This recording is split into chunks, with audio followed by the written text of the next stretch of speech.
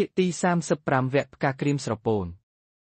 មកដល់មន្ទីរពេទ្យភ្លាមលោកគ្រូអ្នកគ្រូពេទ្យប្រញាប់យកស្រស់ស្រីចូលក្នុងបន្ទប់សង្គ្រោះបន្ទាន់ព្រះនាងដឹងព្រះកាយឡើងព្រះនាងនីរ៉ាស៊ុយរត់តាមក្រេដេកដែលអូសដោយពេទ្យបណ្ដាលខឹងខ្លួនឯងដែលការពារផ្កាមិនបានល្អសូមចាំខាងក្រៅលោកគ្រូពេទ្យផ្នែកវះកាត់បានប្រាប់ឲ្យនីស៊ុយរងចាំខាងក្រៅនិងទាញវាំងនៅបិទទ្វារជិតឈឹងនីរងចាំខាងក្រៅយ៉ាងអន្ទះសារមួយសន្ទុះក្រោយមកទើបក្រុមគ្រួសារជនរងគ្រោះមកដល់ជំរាបសួរលោកណាក់លោកស្រីផាត់ថ្វាយព្រះក្មួយរ៉ាស៊ុយផ្កាយ៉ាងម៉េចហើយក្មួយលោកទាំងពីរឆ្លេឆ្លាចំណែកប៉ូលីសកំឡោះឯនេះវិញដើរចុះឡើងដូចនៅមិនសុខមួយសន្ទុះទើបនីអង្គុយចុះយកដៃវែកសក់ឡើងលើម្ដងធ្វើឲ្យយើងឃើញពីសម្រស់នីក៏សង្ហាមិនធម្មតាដែលមៀតមមុខមាត់សាកសមជាមួយសក់ខ្លីរបស់នីទោះនីកំពុងស្ថិតនៅក្នុងស្ថានភាពនេះក៏ដោយក៏នៅតែមើលទៅដូចជាទេវបុត្រមួយអង្គដែលមួយសន្ទុះទើបលោកគ្រូពេទ្យចេញមកនិងប្រាប់ទៅអ្នកគ្រប់គ្នាអបអរផងអ្នកនាងផ្ការួចពីគ្រោះថ្នាក់ហើយអ្នកទាំង3ជាពុនពេកអរគុណណាស់លោកគ្រូពេទ្យសំណាងហើយថ្ងៃនេះមានវេជ្ជបណ្ឌិតជំនាញមកពីកោសម្ពន្ធធរអធិបមានធ្វើដៃរហ័សទើបវះកាត់លឿននិងឆ្លងផុតគ្រោះថ្នាក់នេះលោកគ្រូពេទ្យម្នាក់ណាទៅលោកពួកខ្ញុំចង់ធ្វើការអរគុណដល់លោកគ្រូពេទ្យម្នាក់នោះបន្តិចទៀតលោកចេញមកហើយ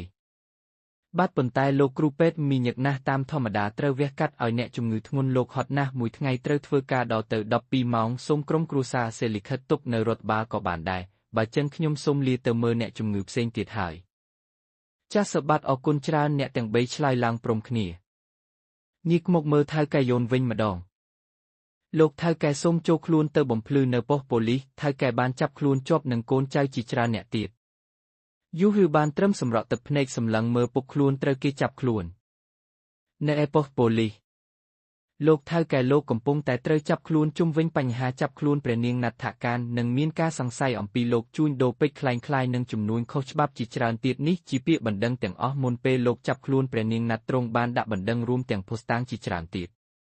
ថៅកែសែនមួម៉ៅរកធ្វើអ្វីមិនត្រូវនឹងមិនស្មានដល់សោះថានាងតូចជាព្រះនាងម្ចាស់ប៉ូលីសបានសាកសួរចម្លើយជាច្រើននិងយកថៅកែទៅឃុំខ្លួនរងចាំការសេវីបកាន់តែច្បាស់និងកាត់ទោសប៉ូលីសម្នាក់បានទូរស័ព្ទហៅនីរ៉ាស៊ុយបន្ទាន់លោកនេះបាទពេលនេះថៅកែយូនត្រូវពួកយើងចាប់ខ្លួនបានហើយទៀនពេលនេះពួកយើងកំពុងរងចាំលោកនិងព្រះនាងមកបំភ្លឺបន្ថែមពេលនេះព្រះនាងមានសុវត្ថិភាពហើយបើចឹងសប្តាហ៍ក្រោយយើងនឹងឲ្យព្រះនាងធ្វើសាក្សីអំពីរឿងនេះបាទលោកនាយនៅមន្ទីរពេទ្យលោកគ្រូពេទ្យកំពុងតែសម្លឹងមុខដែលគេងលក់មិនដឹងខ្លួនបងភ័យស្ទើរស្លាប់ហើយដឹងខ្លួនឲ្យឆាប់ឡើងទៅព្រះនាងតូចរបស់បងកំឡោះបានក្តោបដៃនាងយ៉ាងណែនធ្វើឲ្យនាងរៀងដឹងខ្លួនបន្តិចឃើញបែបនេះរូបគេក៏ចេញមកក្រៅយ៉ាងរហ័សស្របពេលជាមួយយូហឺកំពុងមកដល់ល្មមឲ្យលោកគ្រូពេទ្យជំរាបសួរបាទអាយូហឺបានលើកដៃជំរាបសួរទៅកាន់ពេទ្យយូហឺបានសួរនាំអំពីអាការៈសង្សារខ្លួននិងបង្ហាញក្តីបារម្ភជាពន់ពេកអរគុណលោកគ្រូពេទ្យណាស់ដែលជួយសង្គ្រោះសង្សារខ្ញុំលោកគ្រូពេទ្យតបដោយទឹកមុខស្ងួតស្រពោននាងដឹងខ្លួនហើយមើលថែនាងឲ្យល្អណានាងត្រូវការកម្លាំងចិត្តពីលោកនិងក្រុមគ្រួសារនាយយើងត្រូវដើរចេញទាំងពាក់ម៉ាស់ចិត្តឈឹងអានោះជាលោកគ្រូពេទ្យដែលវះកាត់ឲ្យកូនផ្កាតាលោកគ្រូពេទ្យមកហើយអរគុណលោកណាស់ដែលសង្គ្រោះព្រះនាងពួកយើងរ៉ាស៊ុយនិងលោករងរួមទាំងអ្នកស្រីផាត់បានត្រឹមតែពីអរគុណនិងមិនដឹងឡើយថាលោកគ្រូម្នាក់នេះជាណានាយយើងក៏សំពះតបទាំងកាយវិការរៀបសារបាទអ្នកទាំង3និងយូហឺក៏ដើរចូលក្នុងបន្ទប់ជាមួយបាច់ផ្កាយ៉ាងធំនាងតូចដឹងខ្លួនមើលមីធ្វើឲ្យយូហឺងឿងឆ្ងល់យ៉ាងខ្លាំងគិតថាអូនឯងនេះមើលរឿងកុនច្រើនពេកហើយដល់មើលមីហៅព្រះមេដានាយយូហឺបានអង្គុយនឹងទ្រោកទៅលើគ្រែពូករបស់ពេទ្យជ្រុលភ្នែកក៏លក់មួយសន្លែកចំណែកអ្នកទាំង3ក៏មិនហ៊ានរំខានទេចេញក្រៅទាំងស្ងៀមស្ងាត់ព្រោះដឹងថានាងតូចផុតគ្រោះថ្នាក់ហើយមួយសន្ទុះក្រោយពីលងលក់ផ្កាបានដឹងខ្លួនឡើងឃើញយូហឺមិនគ្រោះថ្នាក់នាងសែនធូរចិត្តក្រៃលែងនាងបានយកដៃអង្អែលក្បាលសង្សារថ្មនិងពោទាំងល្វើយសំណាងហើយដែលបងមិនអីប្រុសល្ងងយូហឺយកចាប់ដៃនាងជាប់បងមិនបានគេងលក់ទេអូនទេដែលល្ងងនោះធ្វើឲ្យបងភ័យស្ទើរស្លាប់លោកគ្រូពេទ្យក៏មិនទាន់ទៅណាឆ្ងាយដែរសម្លឹងឃើញពួកគេបែបនេះហើយក៏ដើរចេញទាំងទឹកភ្នែកស្ទើរតែស្រក់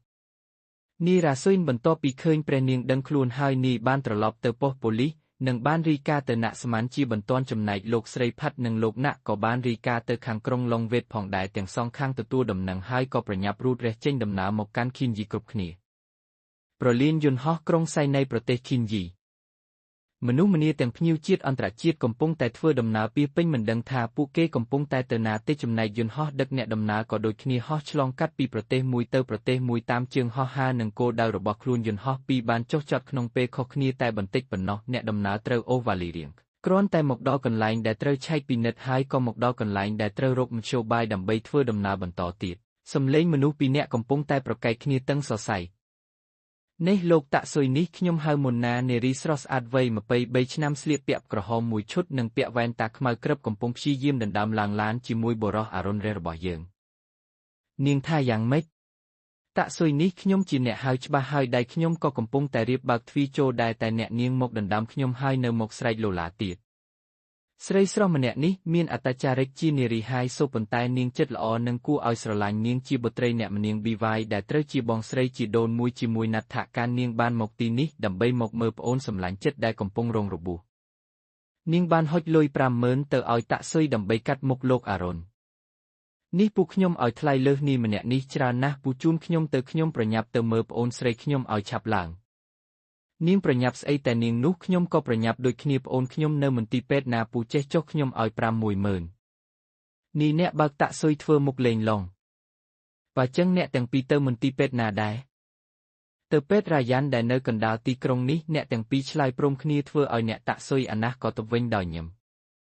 អ្នកទាំងពីរទៅកន្លែងតែមួយចឹងឡើងទាំងអស់គ្នាមកអ្នកទាំងក៏ឡើងឡានទាំងពីរអ្នកប៉ុន្តែនៅក្នុងឡានមិនមាត់អ្វីមួយម៉ាត់ឡើយកន្ទុយភ្នែកឌឺដងទៅរកគ្នាមកដល់មន្ទីរពេទ្យរថយន្តក៏ឈប់ងក់ដោយម្នាក់ចំណាយអស់ 50,000 ម្នាក់ 50,000 ប៉ុន្តែជាធម្មតាតាក់ស៊ុយយកតែ 30,000 ប៉ុណ្ណោះសូម្បីតែដើរចេញពីយន្តហើយពួកគេទាំងពីរក៏នៅដើរទង្គិចគ្នាធ្វើឲ្យអរុណបានសម្ដីចោទទៅប៊ីនណារ៉ៃភ្លាមមកពីនាងទៅខ្ញុំត្រូវចំណាយរហូតដល់ 50,000 ប៊ីនណារ៉ៃសក់ឲ្យវិញមិនសំចៃមាត់ទេខ្ញុំក៏អស់ 50,000 ដែរដោយសារលោកនឹងហើយថាចប់អ្នកទាំងពីរក៏ដើរចូលមន្ទីរពេទ្យទៅកាន់កន្លែងទទួលភ្ញៀវអ្នកទាំងពីរសួរព្រមគ្នាអត់ទោសបន្ទប់អ្នកជំងឺឈ្មោះណាក់រងផ្ការ៉ាន់រីកលេខប៉ុន្មានដែរចាស់ស្បាតអ្នកទាំងពីរក៏មើលមុខគ្នាបន្ទប់201លោកអ្នកនាងពិតជាសមគ្នាណាស់ receptionist បានសរសើរអ្នកទាំងពីរពួកគេក៏រេដៃបដិសេធមិនមែនទេពួកយើងមិនដែលស្គាល់គ្នាទេប៉ុន្តែអ្នកទាំងពីរសួររកបន្ទប់តែមួយ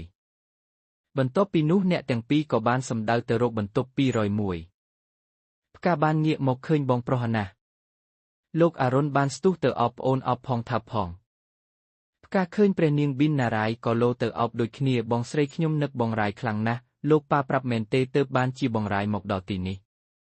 ចាស់សោត្រូវហើយមនុស្សស្ទើរតែពេញក្រុងឡុងវេតទៅហើយជ្រួលច្របល់ចំណែកម្ចាស់ម៉ាក់វិញព្រួយបារម្ភពីប្អូនណាស់មួយថ្ងៃសន្លប់3ដងឯណោះទើបបងមកមើលឯងឲ្យផ្ទាល់ភ្នែកនឹងណាលោកអ៊ុំជំរាបតែអ្នកម្នាងម៉ាក់មិនបានយាងមកមើលប្អូនទេទ្រង់រវល់ការងារច្រើនណាមួយក៏នៅអស់ព្រះកាយពលនៅឡើយទើបបងមកម្នាក់ឯងតែតាមផ្លូវជួបរឿងសើចច្រើនណាស់នាងនិយាយបណ្ដាងាកទៅអរុណបណ្ដានាងនិយាយមិនឈប់មាត់មិនឲ្យគ្រប់គ្នាបានឡើយអរុណបានសួរទៅកាន់ផ្កាអូនណាត់នេះកុំប្រាប់ណាថាស្រីឆាតឆាយមាត់ក្រហមដូចសេកម្នាក់នេះជាបងស្រីអូននេះសួរទៅកាន់ផ្កាដោយចង្អុលទៅប៊ីនណារ៉ៃផងខ្ញុំបេះតែភ្លេចទៅហើយអ្នកទាំងពីរស្គាល់គ្នាហើយមែនទេបងអរុណនេះជាបងស្រីប៊ីនណារ៉ៃជាព្រះនាងនៃក្រុងឡុងវេតជាបងស្រីជីដូនមួយអូនចំណែកនេះជាបងអរុណរេសជាអ្នកអង្គម្ចាស់នៃកុលសម្ពន្ធនសម័នជាបងប្រុសបង្កើតមានឈាមម្ដាយតែមួយប៊ីនណារ៉ៃបានផ្លាត់មាត់ភ្លាមអូនផ្កាយតែងតែនិយាយប្រាប់បងនោះមែនទេថាជាអ្នកអង្គម្ចាស់សែនល្អនោះតាមពិតទៅមិនដូចការនិយាយប្រាប់សោះអូនផ្កាយនេះម្នាក់នេះបងមិនដឹងនិយាយបែបណាល្អទេបានហើយសុទ្ធតែគ្នាឯងទេកុំឆ្លោះគ្នាអីណាមែនហើយអូនផ្កាយមិញបងឃើញបរិមម្នាក់ចេញពីបន្ទប់អូនគេជាអ្នកណាទៅប៊ីនណារ៉ៃជានារីដែលពូកែឆ្ងល់ជាពូនពេកធ្វើឲ្យអរុណរះទើសចិត្តជាខ្លាំងម្នាក់នោះគេជាអាយុហឺសង្សារខ្ញុំសង្សារប្អូនអ្នកទាំងពីរលាន់មាត់រួចចុះវីរ៉ាឆេវិញនោះវីរ៉ាឆេស្អីទៅព្រះនាងបងមកទល់ពេលនេះខ្ញុំមិនទាន់ស្គាល់មុខគេផងទោះជាខ្ញុំស្លាប់ទៀតក៏គេប្រហែលមិនខ្វល់ដែរបងអរុណទូរស័ព្ទរបស់បងនាងតូចបានចង្អុលទៅកាន់ទូរស័ព្ទដែលកំពុងតែរោទសួស្ដីរ៉ាស៊ុយស្ថានភាពខាងនោះយ៉ាងម៉េចដែរនីរ៉ាស៊ុយបានតបក្រាបទូលពេលនេះអថៅកែយ៉ូនកំពុងតែនៅក្នុងមន្ទីរឃុំឃាំងមួយសប្តាហ៍ទៀតត្រូវការព្រះនាងចូលបំភ្លឺក្រាបទូល រៀបចំឲ្យបានល្អយើងនឹងនាំព្រះនាងទៅបំភ្លឺនៅប៉ុស្តិ៍ប៉ូលីសក្រាបទូលថាត្រឹមនេះអារុនក៏បានដាក់ទូរស័ព្ទចុះអូនណាត់ចង់ដើរលេងដែរទេចាំបងយកអទេសមករុញណាចាសោះពួកគេទាំង3បានឡើងជាន់ខ្ពស់បំផុតនៃដំបូលអគារបងបានទទួលដំណឹងថាពួកជនក្បត់អធិបនេះវាកំពុងតែតាមរកអូនគ្រប់ទីកន្លែងណាអូនត្រូវប្រយ័ត្នខ្លួន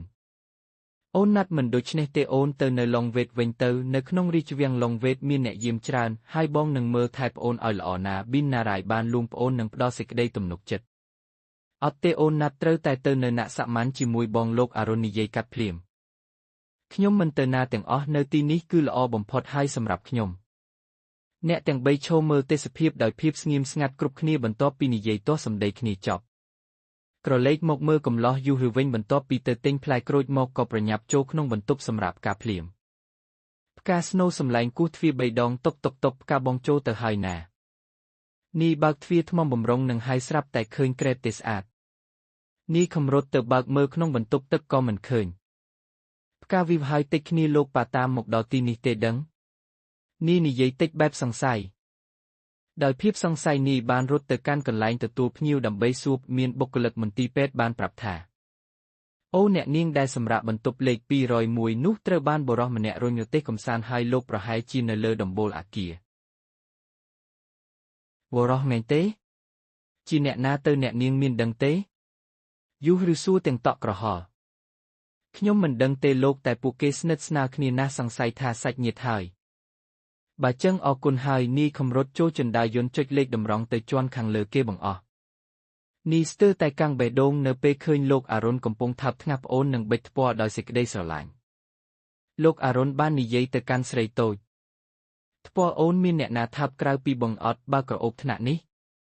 បងអារុននេះណាថាប់អូនតាំងពីក្មេងរហូតដល់អូនពេញវ័យហើយបារប់វិញប្រហែល1000ខ្សឺហើយទេដឹងនេះអូនធំហើយណាកុំទុកអូនដូចជាកូនក្មេងទៀតបានអត់ដោយសេចក្តីស្រឡាញ់បងប្អូនទាំងពីរបានកាន់ដៃគ្នាជាប់ដោយមិនបានឃើញវត្តមានរបស់យូឬសោះយូឬសម្លឹងទៅផ្កាដោយទឹកមុខក្រហមញ៉ាំងនេះមិនដឹងថាគួរនៅឈរមើលបន្តធ្វើអ្វីផ្សេងឡើយប៉ុន្តែការសម្រេចចិត្តរបស់បុរសយើងគឺដើរចេញនេះដើរចេញនឹងត្រឡប់ទៅផ្ទះដោយសេចក្តីសោកសង្រេងកំពុងតែភ្លឹកស្មារតីទូរស័ព្ទរបស់នាយយើងរត់រន្កើងនេះជាលេខរបស់នាតសាតើសួស្តីនាតថ្ងៃនេះមិនក៏ខលមករកបងយូឬគឺខ្ញុំឮដំណឹងរបស់ផ្កាប៉ុន្តែខទៅគេមិនចូលសោះតើផ្កាយ៉ាងម៉េចហើយបងផ្កាផុតពីគ្រោះថ្នាក់ហើយនាតមិនបាច់បារម្ភទេនាងល្អិតម្នាក់នេះចូលចិត្តឲ្យគេបារម្ភរាល់តែលើកតែម្ដងហើយចុះបងមិននៅមើលផ្កាទេបានជាស្ងាត់ដូចជាមិននៅមន្ទីរពេទ្យសោះបាត់ផ្កាមានអ្នកមើលថែហើយបងក៏ត្រឡប់មកផ្ទះតែម្ដងទៅនេះបងរវល់បណ្ឌិតសិនសុំទោសផងណាមិនអីទេបងយូឬសុំទោសដែលរំខានបាទអរគុណនាតដូចគ្នាដែលខំបារម្ភពីមិត្តបើចឹងជម្រាបលាណាចាស់បងជម្រាបលាយូឬដេកដកដង្ហើមធំជាច្រើនដងក្នុងចិត្តមិនដឹងថាគិតអ្វីខ្លះទេទើបស្មុគស្មាញយ៉ាងនេះនីសម្លឹងមើលទៅផ្ទះយ៉ាងស្ងប់ស្ងាត់ទើបវាចាត់តិចតែម្នាក់ឯងដោយស្រពោបស្រពោនលោកប៉ាបើលោកប៉ានៅតែមិនភ្ញាក់រលឹកទៀតនោះគ្រប់យ៉ាងប្រហែលជាសាបសូន្យមិនសល់អ្វីទាំងអស់សូម្បីតែរូបកូននេះយើងកំពុងតែសេចក្ដីគិតដោយទឹកភ្នែកស្រក់មួយតក់ក៏ព្យាយាមជូតចេញយ៉ាងរហ័ស